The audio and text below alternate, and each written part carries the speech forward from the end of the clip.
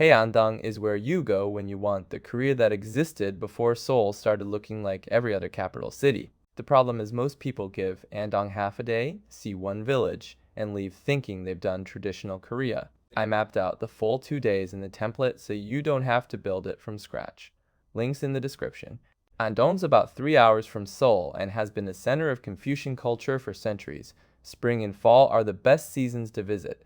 Day 1 is built around one village, one cliff, and the 600-year-old family that connects them both. Hahoe Folk Village is a 600-year-old clan village where the Ryu family still lives, tucked into a bend of the Nakdong River. This isn't a reconstruction.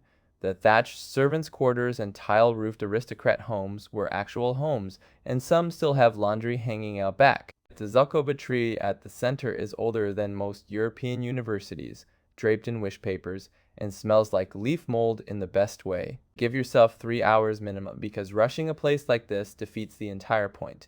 And wear real shoes since the paths are unpaved. Byeongsanseowon is a Confucian Academy, part school, part shrine, backed by sheer mountain walls that make the buildings look wedged into the rock. It honors Yu Seongyong, the same Joseon Prime Minister from Hahoe. He wrote the definitive first-hand account of the Japanese invasions of the 1590s. The entrance pavilion was built so scholars could compose poetry staring at the mountain, which is so close it feels like part of the architecture. A quiet, compact stop, maybe an hour free entry, almost no crowds, and the mountain light in the afternoon is beautiful. Buyongdae is a 64-meter cliff across the river from the village, and from up here, that lotus flower layout you keep hearing about finally makes sense. The cliff drops straight down to the river, and below you, the entire village unfolds like a floor plan, rooftops, walls, and that massive Zelkova tree. Scholars used to launch floating fireworks from the base of this cliff during full moon festivals, the kind of detail that makes you wish you'd been there. Time this for sunset, because the village faces west and the low sun hitting those rooftops and the water is the shot that makes the whole day. Day 2 shifts from one legendary scholar's mountain academy to another, then rewards you with a dish that put Andong on Korea's food map.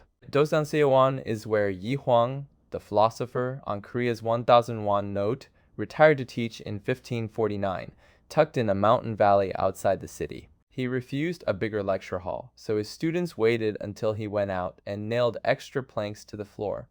That clumsy extension is still visible. A mountain stream, a lotus pond, Yi Hwang dug himself, and the kind of silence that makes you understand why he picked this over life at court. This one requires advanced booking because walk-ins get turned away, and it's a 30-minute drive from central Andong. Mornings work best for the soft valley light.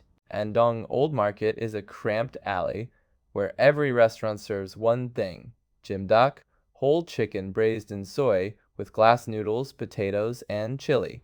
The dish was invented here in the 1980s as an alternative to fried chicken, and now it's the reason people drive 3 hours from Seoul.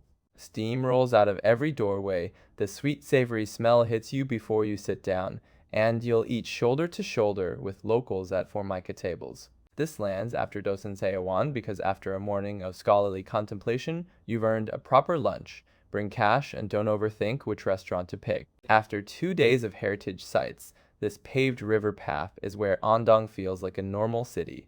Joggers, dog walkers, and a glowing wooden bridge. Wolyeonggyo Bridge is reportedly the longest wooden footbridge in Korea, named after a poem about moonlight on the same Nakdong River that wraps around Hahoe upstream. After sunset, the whole bridge lights up and reflects in the dark water.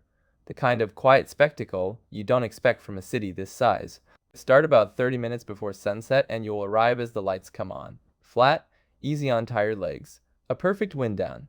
Somewhere between the 600-year-old village, the mountain academies, and that steaming bowl of jjimdak, Andong just quietly becomes the most Korean place you've ever been.